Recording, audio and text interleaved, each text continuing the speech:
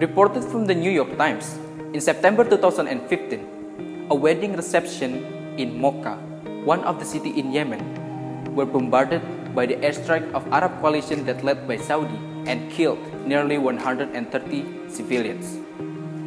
Reported from the ABC, in October 2016, a funeral ceremony in Sana'a, the capital city of Yemen, was once again bombarded by the airstrikes of Arab coalition and killed for at least 150 civilians and left 525 others injured.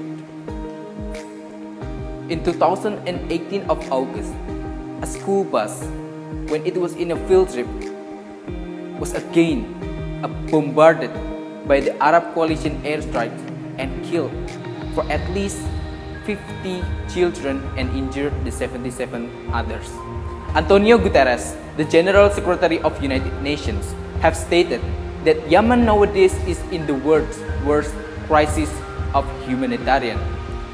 Surprisingly, all of the weapons that used by Saudi-led Arab coalition to devastate the Yemeni civilians is the American-made bombs that it is causing indirectly. America or the United States is also involving into this conflict. People started to think why a country such as United States of America, where the Netherlands have declared themselves as the world cup, is still providing the sophisticated weaponry system towards Saudi Arabia, that later this weaponry system will be used by the Arab coalition to devastate the Yemeni civilian. Therefore, in this video, we would like to analyze and examine what is the motive or the interest of the United States of America in doing the arms trade that have causing a lot of civilians killed in Yemen. Hi, welcome to the section 2. It's about the interest of the US. We use the 4PS as our basic theory today, okay?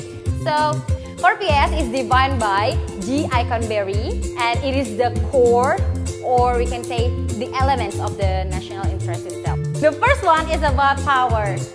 The definition of power is actors' ability to influence minds and behavior to other actors so they want to do what they said, even in reality, this actor didn't like it. Power is a basic goal of the foreign policy and self-defense.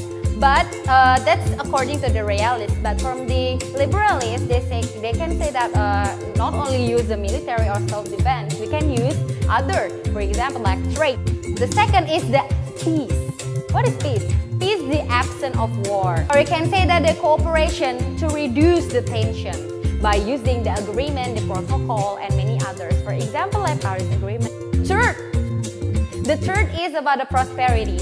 Prosperity is a high priority to national interest, mainly for economic matters. The fourth is about the principle. Principles is values, ideas, norms that US has claimed to stand for. The example of the principle is the democracy value that already has been implemented to the most of the country in the world. So in this video, we will focus on two methods or two ways of interest of the US. One is the power and the second is prosperity. Okay, let's get to the other section. To Saudi Arabia to realize the diplomatic relations that have been established are quite good. It seems that the relation between US and Saudi Arabia it has been increasingly so intimate since Donald Trump became a president of the United States. Saudi Arabia is indeed a regular customer as military weapons were from the US. In alliance, this policy is reasonable because Saudi Arabia needs more weapon supply in maintaining to leadership in the Gulf countries. Moreover, the Yemeni conflict involving Saudi Arabia and Iraq is a separate reason for Saudi Arabia to acquire military weapons in this country. There are a number of things we need to know about the reason Saudi Arabia buys weapons from the US. The first thing, the US is Saudi Arabia, mainly is the Middle East. The influence of Saudi Arabia in the Bay Area is recently a blessing for the US controlling its power in the Bay region. And the second, Saudi Arabia external ability with Iran is a strong reason that they in supporting the country's defense from Iran. It is common view that the two countries are fighting over their power and dominance over the Bay region. And the last thing, as a country that is loyal to US policy, Saudi Arabia is also committed to eradicating terrorism and other extremist groups in the world, especially in general. Middle East in particular, so the push of military weapons is something that is definitely done.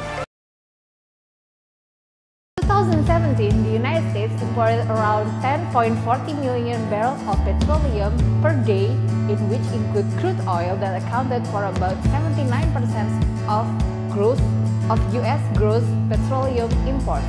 And Saudi Arabia ranks as second largest oil importer to the US with 955,000 barrels a day. US and Saudi Arabia have actually developed a strong relations since the early 20th century, based on a simple mutual necessity. US needs oil and Saudi needs weapons. Even though the conditions seem simple, the implications weren't always as smooth as it planned.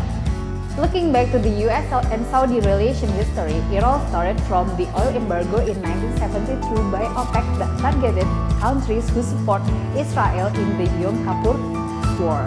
The embargo that resulted in oil crisis in US has damaged the economic sector of United States severely. And to avoid this kind of policy from happening again, America has learned to actually secure its oil with arms trade. In fact, after the Cold War, America has developed into the biggest arms exporter to Saudi Arabia. From America's point of view, the arms trade is kind of a great way to gain influence and actually reduce the risk of counter policy from Saudi. With the interdependency situation between the two, the chance of crack in the relationship would be very low. The statement before can actually be supported with two biggest cases that involve both countries, Saudi and America. Looking back, we have Yemen's war and also the death of Jamal Khashoggi. Well, even with two big cases that's still going around and conflicting, and it's actually conflicting in the international area, the trade is still considered as a strong bridge between the two countries, and no significant foreign policy has been made. The points of national interest which demands to be achieved by the United States in accordance with Eikenberry's framework of 4Ps is prosperity. This prosperity more refers to the economic development that fully benefits the United States. Arms trade between the United States and Saudi Arabia is one of the proofs that results a very profit-oriented foreign policy that is always issued by the United States. Nah, United States that is extending its lead as the global's #1 arms exporter is estimated that since the past 6 years has controlled more than 30% of arms sales around the world. One of the loyal customers is Saudi Arabia. US President Donald Trump and King Salman bin Abdul Aziz Al Saud, the King of Saudi Arabia, signed an agreement in 2017 stating the intentions from Saudi Arabia to buy the weapons from the United States worth about 110 billion US dollar and 350 billion US dollar paid in the next 10 years. Saudi arms purchases to the US predicted to make nearly as much as 10,000 new jobs in Saudi Arabia itself, while also keeping up about 18,000 existing jobs in the United States if the agreement runs as what have expected before.